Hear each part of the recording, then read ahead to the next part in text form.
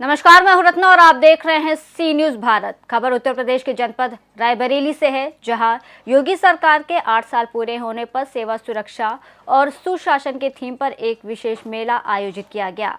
ये मेला आज अपने तीसरे और अंतिम दिन पर है और आज मेले के अंतिम दिन प्रदेश सरकार के स्वतंत्र प्रभारी राज्य मंत्री दिनेश प्रताप सिंह ने मुख्य अतिथि के तौर पर मौजूद होकर सरकार की योजनाओं के बारे में विस्तृत जानकारी दी। उन्होंने बताया कि इस आयोजन का मुख्य उद्देश्य आम जनता को राज्य सरकार की योजनाओं से अवगत कराना है। दिनेश प्रताप सिंह ने कहा कि ये मेला रायबरेली जिले के लिए एक महत्वपूर्ण अवसर है, क्योंकि इसके माध्यम से लोगों को सरकारी योजनाओं का लाभ लेने के बारे में बताया जा रहा है। उन्होंने मेलों में लगाए गए विभिन्न विभागों के स्टॉलों की जमकर सराहना की, जो सरकारी योजनाओं के बारे में जानकारी प्रदान कर रहे हैं। उन्होंने ये भी बताया कि इस तरह के मेलों का आयोजन जिले की तहसीलों में भी किया जा रहा है, ताकि राज्य सरकार की योजनाओं के लाभ से अधिक लोग अवगत हो सके। इसके अलावा मंत्री ने यह भी उल्लेख किया कि इन मेलों के दौरान अब तक किए गए विकास कार्यों का ब्यौरा भी जनता के सामने रखा जा रहा है, ताकि लोग जान सके कि योगी सरकार ने किस प्रकार से उनके क्षेत्र में विकास कार्य किए हैं। आज तीसरा दिन था कार्यक्रम का, कैसा रहा कार्यक्रम? प्रशासन के लिए क्या कहना चाहेंगे? मैं प्रशासन के लिए अगर सवाल किया आपने, तो प्रशासन हमारा बहुत संवेदनशील प्रशासन है।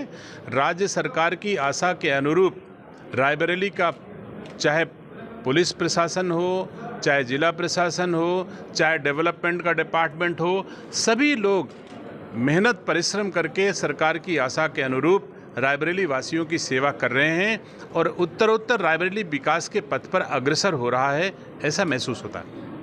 8 सालों में रायबरेली को क्या मिला? यूपी को तो बहुत सारा मिला, रायबरेली में क्या क्या मेन जो है मिला? मुझे लगता है कि 2017 से पहले का रायबरेली, 2014 से पहले का रायबरेली, अगर आप स्वयं रायबरेली के हो, हम आप सब रायबरेली के हैं, महसूस कर रहे होंगे कि आज की तारीख में रायबरेली के डिस्ट्रिक्ट हेडक्वार्टर से जिस दिशा में जाओ मार्ग सुगम हुए हैं। अगर हमारा मार्ग सुगम है तो निसंदेह हम कम समय में लंबी दूरी की यात्रा कर सकते हैं। वो चाहे सड़क की बात हो, चाहे विकास की बात हो, तो हर क्षेत्र के मार्ग को हमारी डबल इंजन की सरकारों ने सुगम बना दिया। चाहे रोजगार के क्षेत्र में हो, चाहे इंफ्रास्ट्रक्चर के क्षेत्र में हो, चाहे सम्मान के क्षेत्र में हो, चाहे भारतीय संस्कार संस्कृति के क्षेत्र में हो। 65 करोड़ लोग गंगा स्नान करने पहुंच गए। अगर मार्ग भारतीय संस्कार संस्कृति का सुगम न होता तो इतिहास साक्षी आज तक कभी 65 करोड़ सनातन धर्मावलंबी एक साथ इकट्ठा नहीं हुए। ये हमारी डबल इंजन की सरकारों की मेहनत और परिश्रम का प्रतिफल है, ये सुशासन का प्रतिफल है। मंत्री जी, सपा प्रमुख ने हाल ही में एक बयान दिया कि जिनको दुर्गंध पसंद है वो गौशालाओं का निर्माण करा रहे हैं। मैंने इत्र पार्क के निर्माण के लिए आगे कदम बढ़ाया था, उसको लेकर क्या सोच रहे हैं आप? गाय और इत्र में जमीन आसमान का अंतर है। गाय हमारी भारतीय संस्कार संस्कृति को सुशोभित करती है, इस लोक को भी सुशोभित करती है और परलोक को भी सुशोभित करती है, ऐसा भारतीय संस्कार संस्कृति के मानने वाले कहते हैं। और इत्र कोई एक विशेष जगह को सुगंधित करती होगी, इसलिए गाय और इत्र की तुलना जिनका नाम लिए हो वही कर सकते हैं। हम भारतीय संस्कार संस्कृति के लोग तो कभी इत्र और गाय की तुलना एक साथ नहीं कर सकते। राणा सांगा के विवाद को लेकर अभी आपने जो मंच पर से भाषण दिया, काफी उग्र नजर आया, तो इतनी उग्रता कैसे? जब भी भारतीय संस्कार संस्कृति पर हमला होगा तो भारतीय संस्कार संस्कृति की संतानों को इतना ही दर्द होगा जितना दिनेश सिंह को दर्द हुआ था। अगर कोई अकबर को महान बताएगा, राणा प्रताप को गद्दार बताएगा, तो भारतीय संस्कार संस्कृति के उपासकों को इतना दर्द होगा। अगर कोई सबरी को खराब बताएगा, अगर कोई अहिल्याबाई को खराब बताएगा, अगर कोई बाबा साहब को खराब बताएगा, अगर कोई चंद्रशेखर आज़ाद को खराब बताएगा, भगत सिंह को कोई खराब बताएगा, तो हम भारतवासियों को गुस्सा भी आएगा, दुख भी होगा और ये स्वाभाविक भी है। अगर कोई सदन में, मुझे पता है कि भारत के सदन में जो श्रीमान सांसद रामजी लाल सुमन ने बयान दिया है, रामजी लाल सुमन बहुत पुराने नेता हैं, इससे पहले कई बार सदन में रह चुके हैं, तब तो उन्होंने सदन में ऐसी बात नहीं कही। केवल इतने वर्षों के बाद अपनी बुढ़ापी में उन्होंने ऐसा क्यों कहा? इसका मतलब कि यह पार्टी लाइन है।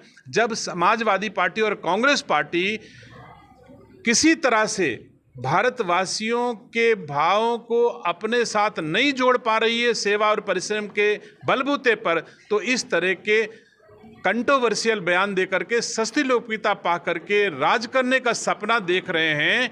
ऐसा अब इस भारत में, नए भारत में, मोदी योगी के भारत में किसी दशा में सफल नहीं होंगे। जो लोग राणा सांगा के गद्दार और राणा सांगा के देशवासी राणा सांगा की गद्दार संतानें कहेंगे, मैं नहीं समझता कि राणा सांगा को वो लोग समझ पाए होंगे।